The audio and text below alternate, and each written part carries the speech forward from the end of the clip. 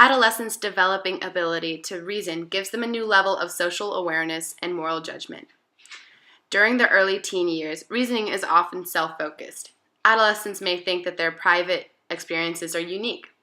They may assume their parents just can't understand what it feels like to be dating or to hate school.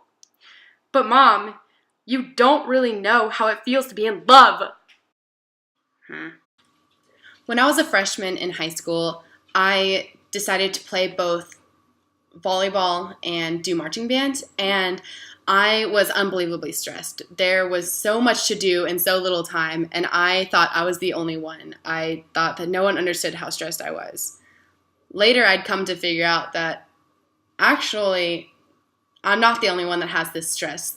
So many other people have the same type of stress, even if they don't do the same things that I do. Gradually, most achieved the intellectual summit that Piaget called formal operations. Pre-adolescents reason concretely, but adolescents become more capable of abstract logic. If this, then that. We can see this new abstract reasoning power as adolescents ponder and debate human nature, good and evil, truth and justice. Adolescents' ability to reason hypothetically and deduce consequences also enables them to detect inconsistencies in others' reasoning and to spot hypocrisy. This can lead to heated debates with parents and silent vows never to lose sight of their own ideals. When I was younger, I thought that it was so cruel to put a curfew on my time. I thought that I should be allowed to stay out however late I want and do whatever I want, and I wouldn't have to tell my parents anything because they should be able to trust me.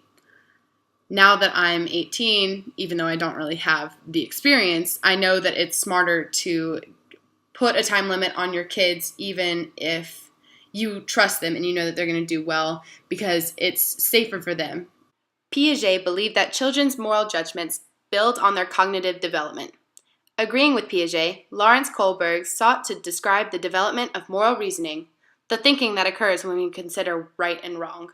His findings led him to believe that as we develop intellectually, we pass through 3 basic levels of moral thinking. Pre-conventional morality. Before age 9, most children have a pre-conventional morality of self-interest. They obey either to avoid punishment or to gain concrete rewards. For example, I would always eat all of my broccoli so that I could eat dessert after dinner. Conventional morality. By early adolescence, morality usually evolves to a more conventional level that cares for others and upholds laws and social rules, simply because they are laws and rules. To some extent, I feel like I'm at this stage.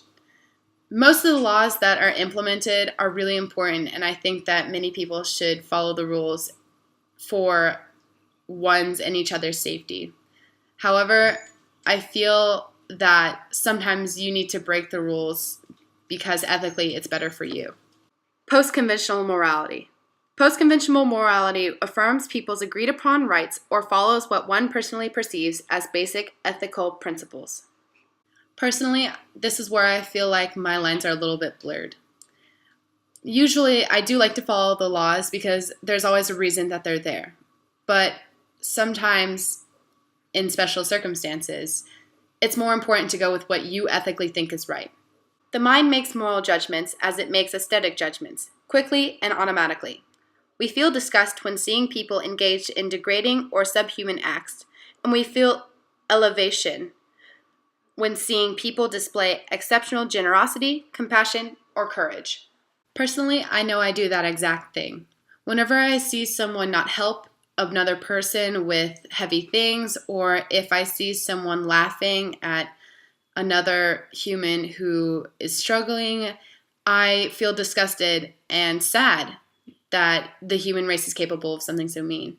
But whenever I see someone bend down to help someone pick up books or compliment someone on something that may not even need complimenting, I feel happy that people can be kind and have feeling towards others.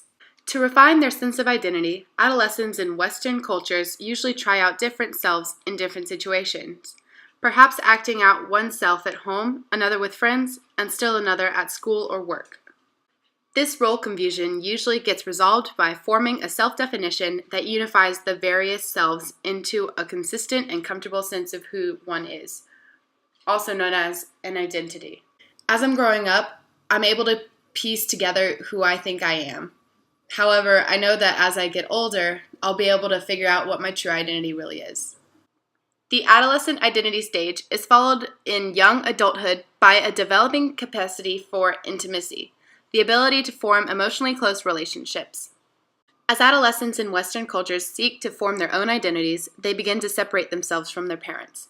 Positive relations with parents support positive peer relations. Teens who feel close to their parents tend to be happy and healthy and to do well in school.